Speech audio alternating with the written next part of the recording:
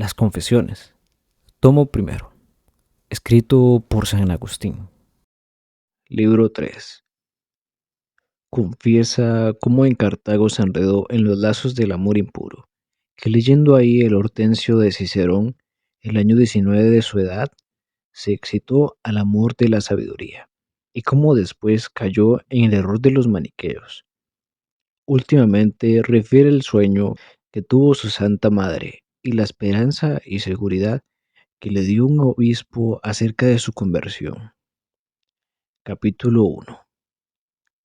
Cómo deseando agradar y ser amado, cayó en los lazos del amor.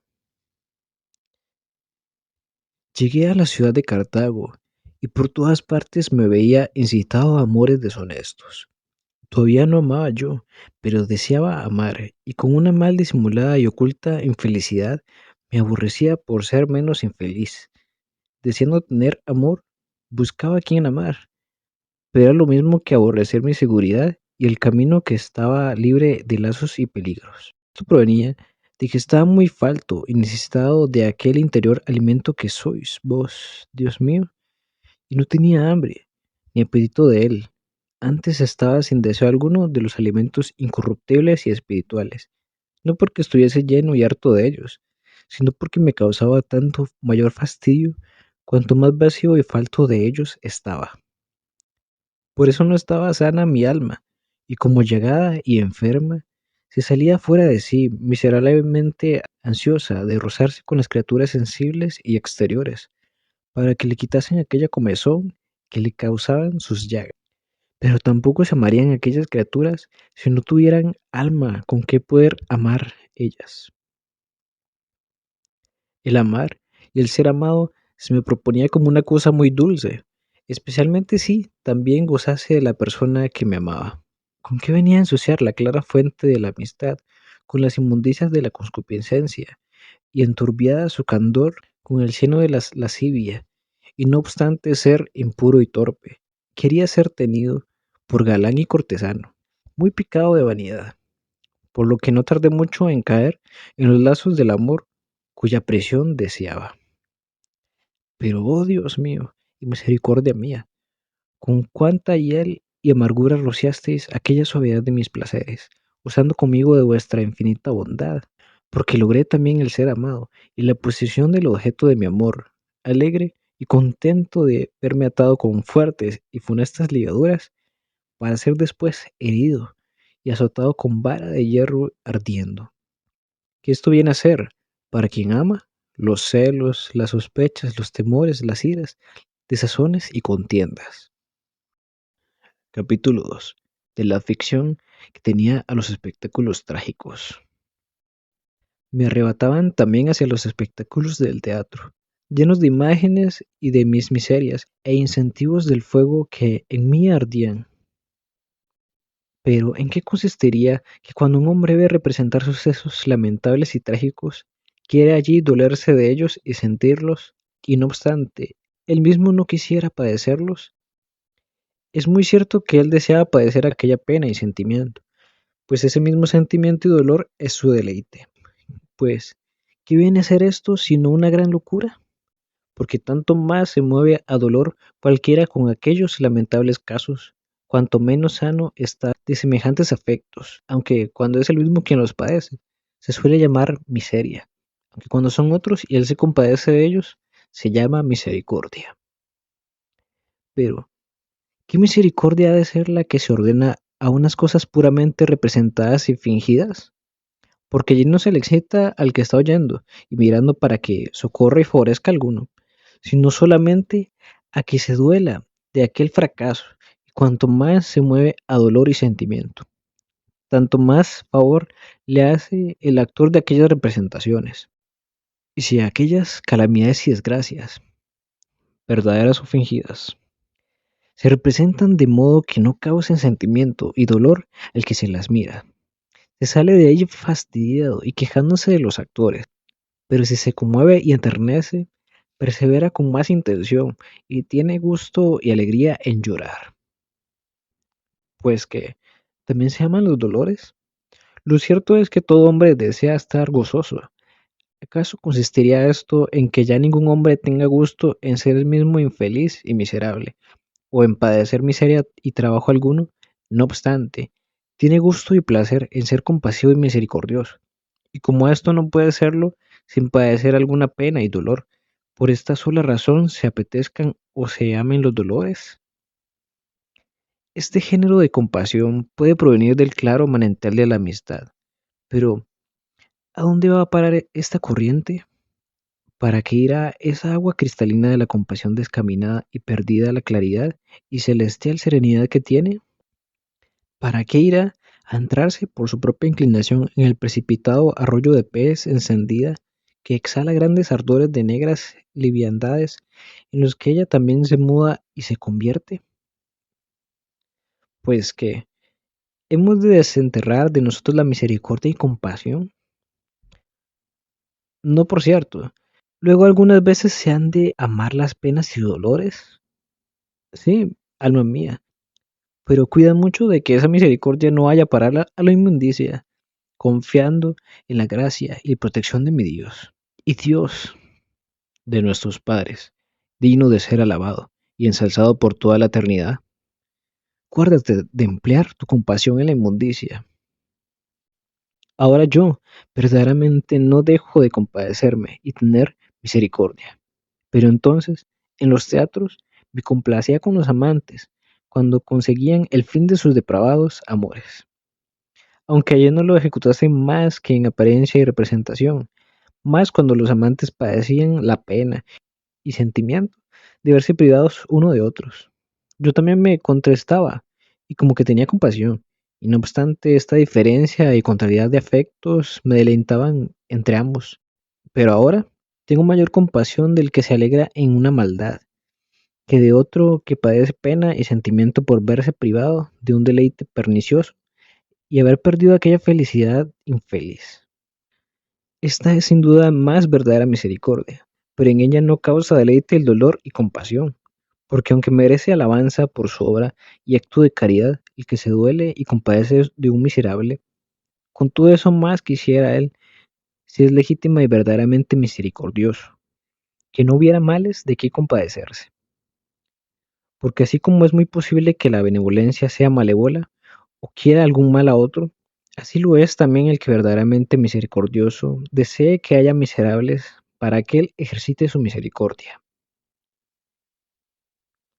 Así es cierto que hay un dolor laudable, pero ninguno hay amable, porque vos, Dios y Señor mío, que amáis tan finamente a nuestras almas, por eso más pura y perfectamente que nosotros sin comparación alguna, tenéis misericordia, porque no va acompañada de dolor y pena. Pero, ¿quién hay que pueda llegar a tanto? Al contrario, me sucedía a mí en aquel tiempo, pues yo, pobre de mí, amaba el compadecerme y buscaba tener de qué dolerme cuando en el trabajo ajeno, fingido y representado, aquella acción y lance con que el cómico me hacía saltar las lágrimas era la que más me agradaba y con mayor vehemencia me suspendía. Pero si andaba yo como infeliz o oveja descarriada en vuestro rebaño y sin querer aguantar que fueseis vos el paso que me guardaseis, qué maravilla es que estuviese lleno de ruda y asquerosos males. De aquí nacía el que yo amase los dolores, no los que me penetrasen muy adentro, pues no deseaba padecer cosas semejantes a las que debía representar, sino unos dolores con los cuales, oídos y representados, me estragase superficialmente, pero a estos dolorcillos exteriores, que hacían lo mismo que las uñas de los que rascan, se seguía una hinchazón ardiente y una inflamación con materia y corrupción lastimosa.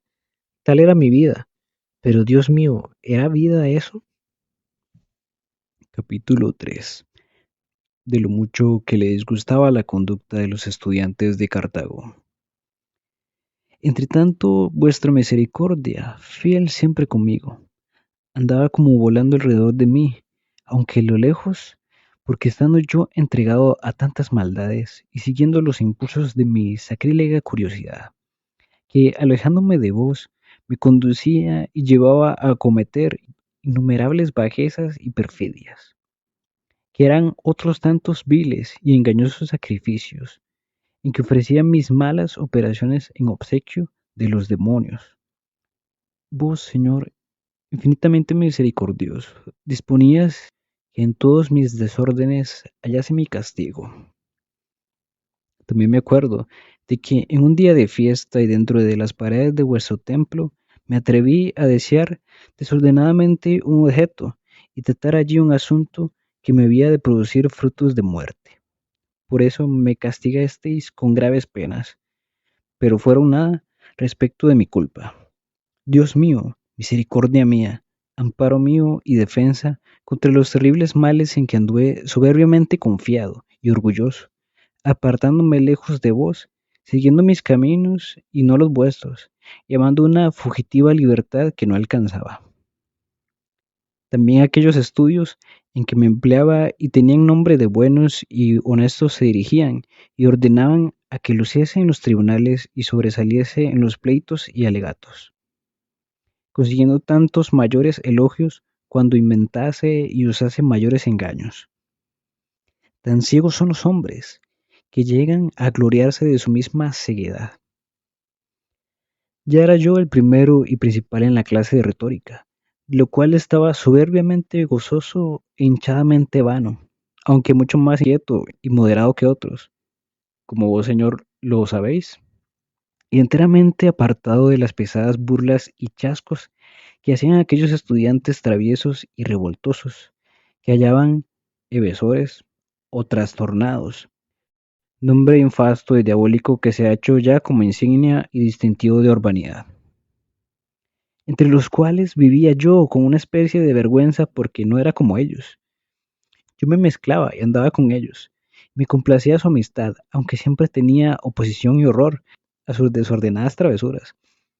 Esto es, a los engaños y chascos con que descaradamente perseguían e insultaban la cortedad y vergüenza de los forasteros y desconocidos, para inquietarlos y descomponerlos sin motivo ni interés alguno más que hacer burla de ellos, y fomentar con estos chascos y burlas sus malintencionadas alegrías. Nada hay que se parezca más a lo que hacen los demonios que lo que hacían ellos. Y así, ¿qué nombre les convenía mejor que el de trastornadores? Pero antes eran trastornados ellos, burlándolos y engañándolos ocultamente los falaces y malignos espíritus, en su misma intención de burlarse de los otros y engañarlos. Capítulo 4. ¿Cómo se encendió en amor a la filosofía leyendo el tratado de Cicerón que se titula Hortensio? En compañía de estos estudiaba entonces, siendo aún de poca edad, los libros que trataban de la elocuencia en la cual deseaba yo sobresalir, por un fin tan reprensible y vano como era el deseo de la vanagloria y aplausos de la vanidad humana. Siguiendo el orden acostumbrado en mi estudio, había llegado a un libro de Cicerón, cuyo lenguaje casi todos admiraban, aunque no tanto su ánimo y espíritu.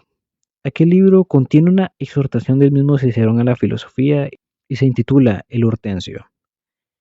Este libro trocó mis afectos y me mudó de tal modo que me hizo dirigir a vos, Señor, mis súplicas y ruegos, y que mis intenciones y deseos fuesen muy otros de lo que eran antes. Luego al punto se me hicieron despreciables mis vanas esperanzas, y con increíble ardor de mi corazón deseaba la inmortal sabiduría. Y desde entonces comencé a levantarme para volver a vos, porque no leí aquel libro para ejercitarme en hablar bien, como juzgarán todos los que supiesen que para este fin estaba yo estudiado a expensas de mi madre, teniendo ya entonces 19 años y habiendo más de 2 que mi padre había muerto. No lo leía, pues ni lo estudiaba para ejercitarme y perfeccionarme en la elocuencia, ni me había él persuadido a seguir lo bien que hablaba, sino lo bueno que decía. Con cuánto ardor, Dios mío, deseaba volver a tomar vuelo y elevarme sobre estas cosas terrenas hasta llegar a vos. Yo no conocía lo que ejecutabais conmigo, por medio de semejantes afectos y deseos, porque en vos está la sabiduría, en cuyo amor me encendió tanto aquel libro, persuadiéndome lo que en griego se llama filosofía, que es lo mismo que amor de la sabiduría. Muchos hay que engañaban por medio de la filosofía, coloreando y desfigurando sus errores con la grandeza y dulzura de tan decoroso nombre. Casi todos los que en aquellos tiempos y en los anteriores habían hecho engaños semejantes están notados y descubiertos claramente en aquel libro. Allí también se halla aquel saludable aviso y amonestación de vuestro divino espíritu, hecha a los hombres por boca de un siervo vuestro justo y santo. Estad atentos y cuidadosos para que ninguno os engañe por la filosofía y vana falacia, fundada en doctrina de los hombres y conforme a los principios de la mundana ciencia, y no según la de Jesucristo, en quien habita corporalmente toda la plenitud de la divinidad.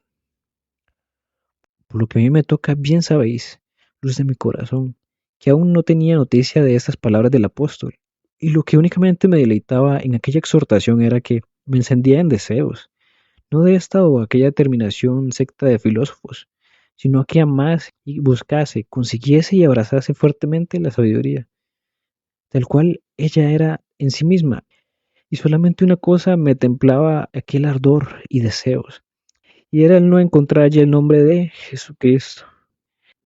Porque este nombre, por misericordia vuestra, Señor, este nombre de vuestro Hijo y mi Salvador, aun siendo yo niño de pecho, lo había bebido y mamado con la leche de mi madre, y lo conservaba grabado profundamente en mi corazón. Y todo cuanto estuviese escrito sin este nombre, por muy erudito, elegante y verdadero que fuese, no me robaba enteramente el afecto. Capítulo 5. Le desagradaron las sagradas escrituras por parecerle que tenían un estilo humilde y llano. Determíneme, pues, a dedicarme a la lección de las sagradas escrituras, para ver qué tales eran. Y conocí desde luego que eran una cosa que no la entendían los soberbios, y era superior a la capacidad de los muchachos, que era humilde en el estilo, sublime en la doctrina, y cubierta por lo común y llena de misterios, y yo entonces no era tal que pudiese entrar en ella, ni bajar mi cerviz para acomodarme a su narración y estilo.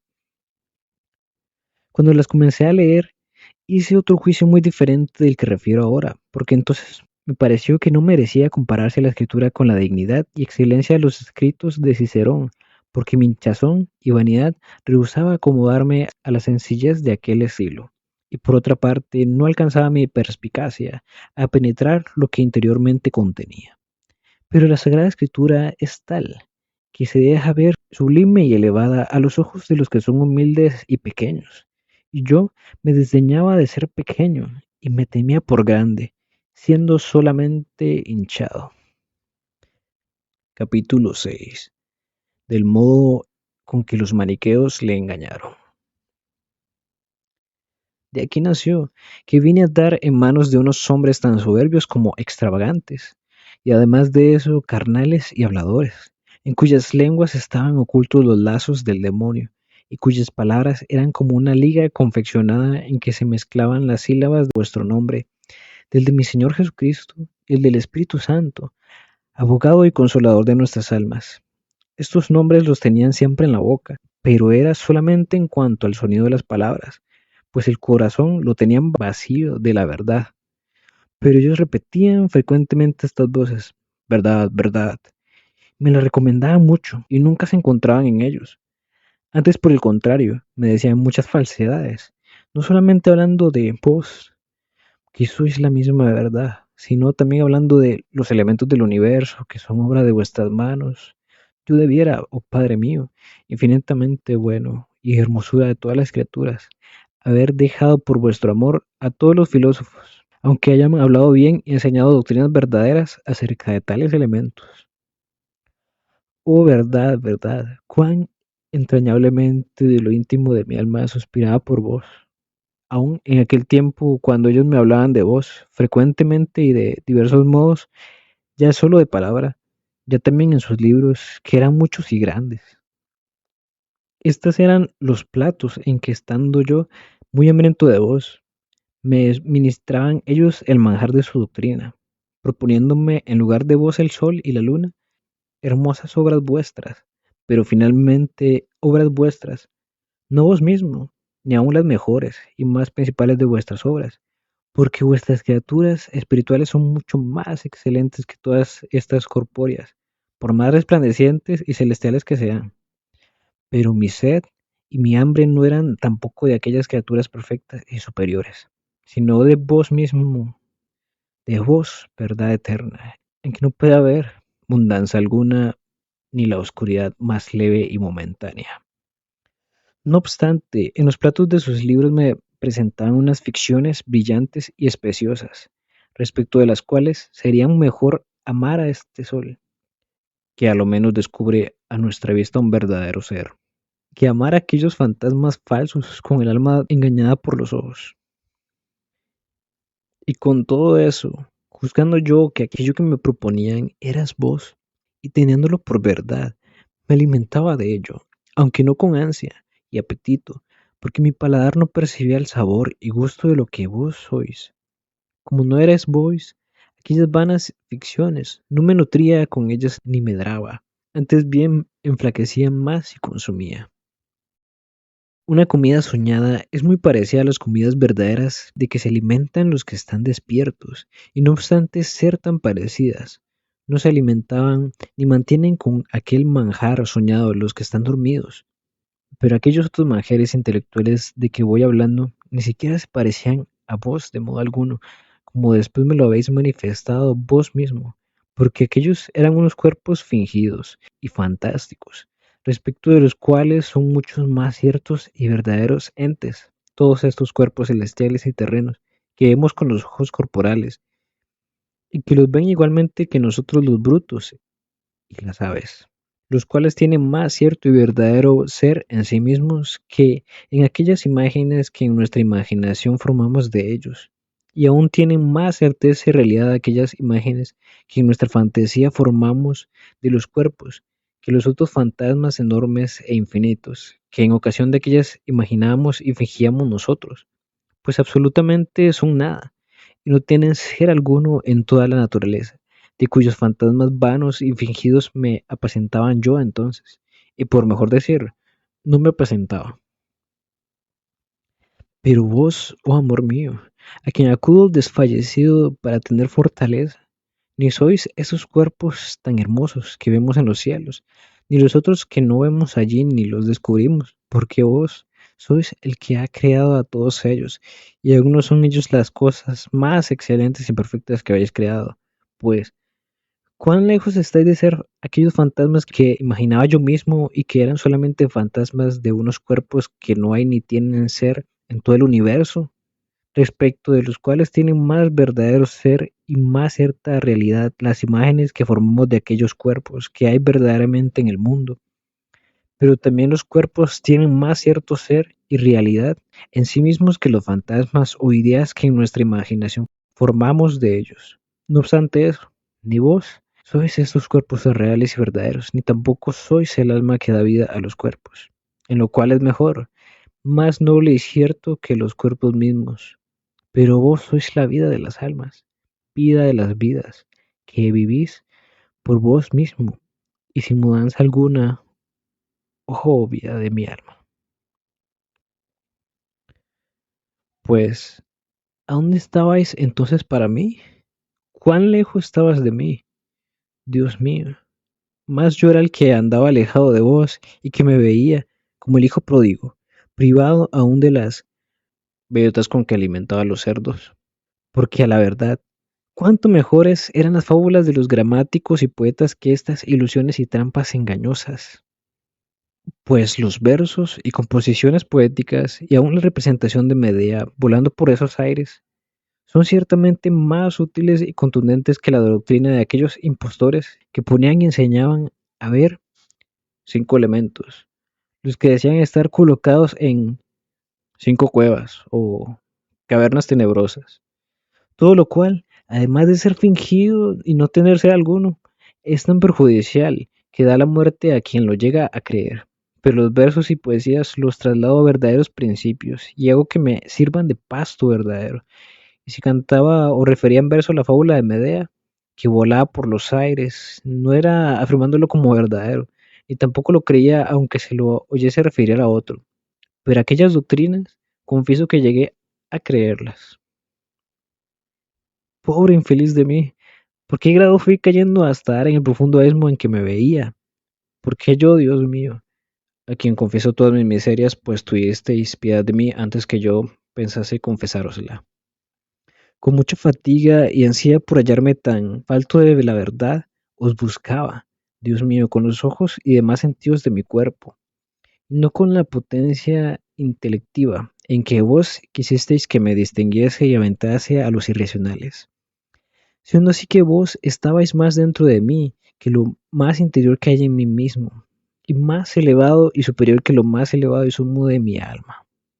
De este modo vine a dar con aquella mujer atrevida y sin prudencia, de quien hace un enigma Salomón, y la propone sentada en su silla a la puerta de su casa, diciendo a los pasajeros: comed gustosamente de los panes ocultos y guardados, y bebed el agua hurtada, que es más dulce. Esta, pues, me engañó fácilmente, porque me halló vagueado fuera de mí, esto es, ocupada en las cosas exteriores, y que se ven y perciben por los sentidos corporales, que eran únicamente las que yo meditaba en mi interior. Capítulo 7. ¿Cómo se dejó llevar de la doctrina de los maniqueos? No sabía ni conocía yo que hubiese alguna otra cosa que verdaderamente existiese fuera de las corpóreas y sensibles, y así me parecía que obraba como hombre de entendimiento, y de ingenuo agudo conformándome con aquellos necios que me engañaban, preguntándome de dónde procedía lo malo, si tenía Dios forma corpórea, y si tenía también cabellos y uñas, si se habían de tener por justos los que tenían muchas mujeres a un tiempo, y los que quitaban la vida a otros hombres y sacrificaban animales. Como yo estaba ignorante de la verdad acerca de estas cosas, me hallaba no poco embarazado y perturbado con tales preguntas. Por los mismos medios y con los mismos pasos con que me apartaba de la verdad, me parecía que iba alcanzando, por no haber llegado todavía a conocer que no es otra cosa el mal sino privación del bien, hasta llegar al mayor mal, que es la nada y privación de todo bien. Pero, ¿cómo lo había yo de conocer si mi conocimiento por los sentidos no pasaba de las cosas corpóreas y con el interior conocimiento del alma no pasaba de los fantasmas o especies de mi fantasía? Tampoco había llegado a conocer que Dios es un puro espíritu y que no tiene partes extensas a lo largo ni a lo ancho, ni cantidad corpórea, material y de bulto, porque ésta necesariamente ha de ser menor en una parte sola que en el todo. Y aunque se supiese que dicha cantidad era infinita, sería menor contraída a un cierto y determinado espacio, que extendía por un espacio infinito. Y así no estaría toda aquella en todas partes, como lo está el espíritu y como lo está Dios. Y además de esto, ignoraba totalmente qué es lo que hay en nosotros por donde seamos semejantes a Dios, por lo que pueda decir la Escritura, con verdad que fuimos formados a la imagen y semejanza de Dios. Ni había llegado a conocer aquello en que consiste la justicia, interior y verdadera, que no arregla sus juicios por la costumbre, sino por la ley rectísima dada y establecida por un Dios todopoderoso, para que se formasen las costumbres de todas las regiones y edades con arreglo a ella, que sabe acomodarse a todas las edades y regiones, no obstante ser una misma en todas partes y tiempos, y no tener diversidad alguna en esta parte respecto de la otra, ni ser de diverso modo en este que en otro tiempo. Con arreglo a esta justicia fueron justos Abraham, Isaac, Jacob, Moisés, David y todos los demás que han sido alabados por boca del mismo Dios, aunque los tengan por inocuos. La multitud de los ignorantes que juzgan todo por principios humanos y miden las costumbres de todo el mundo por el nivel de las suyas y de su tiempo. Esta ignorancia es semejante a la de un hombre que no entendiendo palabra en materia de armaduras, ni sabiendo cuál de ellas corresponde a cada parte del cuerpo, quisiese cubrir el cuerpo con las grebas, que es la armadura que corresponde a las piernas, y éstas quisiese calzarles el morrión o celada, que es para la cabeza, luego murmurarse y que se quejase de que ni lo uno ni lo otro se ajustaba ni le sentaba bien, o como si un mercader, en un día en que había ley, para que se guardase fiesta desde el mediodía adelante, se diese por ofendido porque no se le permitía vender por la tarde, permitiéndosele vender por la mañana, o como si uno se admirara de ver que en una misma casa se le permitía a un criado inferior coger algunas cosas en la mano, que no se le permitía a otro más principal, el copero, que está destinado a administrar la bebida, o como si uno afiara que se ejecutase detrás de los pesebres lo que no se permitía hacer delante de la mesa, o se indignase porque siendo una la habitación y una la familia, no se daba a todos y en todas partes un mismo trato y una misma cosa. Así vienen a ser estos que se irritaban cuando oyen decir que en aquellos siglos les fue lícita a los justos alguna cosa que a los de nuestro tiempo les está prohibida, porque a aquellos mandó Dios una cosa y a estos otra, según la diversidad de motivos que ocurrían en diversos tiempos. No obstante que los unos y los otros oraban arreglados a una misma rectitud y justicia, porque ellos mismos están continuamente experimentando que en el cuerpo de un mismo hombre corresponde, y viene a una parte lo que a otra no le corresponde. Que en un mismo día le es lícito hacer esto o aquella cosa un poco antes, que de allí a una hora ya no es lícito hacerla. Que en una misma casa se permite o se manda hacer alguna cosa en un lugar determinado, que justamente se prohíbe o se castiga que se ejecute en otro. Por ventura se podrá decir por esto que la justicia es mudable y varia. Los tiempos a quienes ella preside sin mudanza son los que se varían y se mudan, porque no pueden venir todos juntos, sino sucesivamente unos tras otros, porque esto pide esencialmente el ser y la naturaleza de los tiempos. Pero los hombres, cuya vida sobre la tierra es tan corta, como por una parte no pueden enlazar sensiblemente las causas y motivos que arreglaron las costumbres de los primeros siglos y las de las otras naciones que ellos no han tratado ni experimentado, con las que están experimentando y viviendo todos los días. Y por otra parte pueden fácilmente ver en un mismo cuerpo y en un mismo día que en una misma casa qué es lo que corresponde a cada uno de los miembros, o a cada uno de los instantes y cada uno de los sitios y personas de una casa, y de allí es que acusan y reprenden aquella diversidad de costumbres y se conforman con esta otra diversidad de acciones. Todas estas cosas las ignoraba yo entonces, o no las consideraba, y aunque por otras partes se están viendo a los ojos, yo no las veía, pues aun cuando hacía versos, sabía muy bien que no debía ni poner cualesquiera pies en cualquier parte del verso, sino en tal y tal especie del verso, y tal pie determinado, y en una misma especie de verso no podía poner en otras partes un pie mismo.